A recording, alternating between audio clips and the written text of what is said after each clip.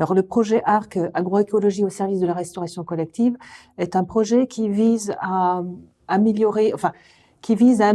la capacité des exploitations agricoles locales à répondre au marché public et à la demande de la restauration collective aussi sur le territoire de la métropole. Alors pour cela, nous avons mis en place un ensemble d'actions. D'une part, la diversification de la production au sein de ces exploitations agricoles qui sont principalement céréalières,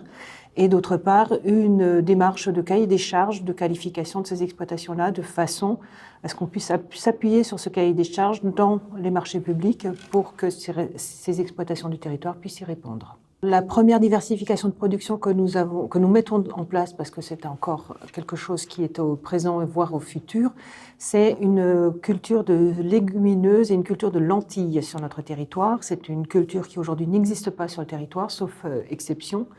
Et donc, nous avons commencé par la faire tester par 5 exploitations agricoles qui sont déjà dans une démarche de circuit court, les Robins des Champs. Et donc, une première année de production qui leur a permis de produire environ 5 tonnes de lentilles et une mise en relation qui se fait maintenant que la récolte a été faite avec différents restaurants collectifs, restaurants scolaires notamment, celui de la ville de Villeurbanne, de façon à pouvoir écouler cette première production et cette nouvelle année 2019, mettre en production des superficies complémentaires. La lentille est très intéressante parce que c'est une légumineuse et la légumineuse ajoute de l'azote dans le sol, ce qui permet d'éviter le recours à de l'azote chimique sur la culture suivante. Que c'est une culture intéressante aussi parce que du coup elle diversifie l'assolement qui avait une tendance à être une monoculture soit de maïs soit de blé sur ce territoire. Et parce que c'est une culture qui est à destination de l'alimentation humaine et que donc du coup symboliquement elle avait un intérêt.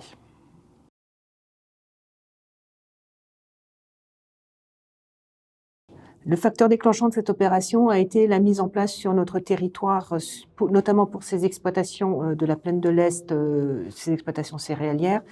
Ça a été la mise en place du projet agro-environnemental et climatique. C'est un projet qui vise à accompagner les agriculteurs dans leur modification de pratiques culturales de façon à réduire leur utilisation de produits phytosanitaires. Donc, une fois qu'on a commencé à travailler, à faire les diagnostics de ces exploitations, on s'était rendu compte que la simple réduction du produit phytosanitaire était peut-être difficile à faire si on n'introduisait pas une culture supplémentaire dans leur rotation, de façon à allonger cette rotation et à diversifier les cultures sur le territoire. Et donc on a, à partir de là, enclenché toute la réflexion autour de ce qui pouvait être aussi intéressant pour la collectivité, à savoir la restauration collective, qui est un demandeur de produits maîtrisé par les collectivités et donc sur laquelle il était plus facile de jouer que sur une commercialisation grand public de prime abord.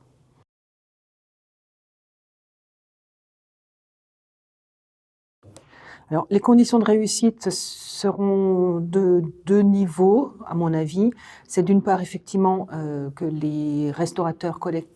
gestionnaires des restaurants collectifs participent bien à ce projet et s'engagent dans l'achat, notamment dans l'achat sur la durée de cette légumineuse. Et le deuxième facteur de réussite sera aussi qu'on arrive à travailler sur le volet commercialisation auprès des particuliers ou auprès des épiceries et des restaurants non publics, par le biais d'un partenariat avec les coopératives, qui sont d'ores et déjà nos partenaires dans le projet agro-environnemental et climatique, de façon à ce qu'eux prennent en charge la création de cette filière et sa pérennité.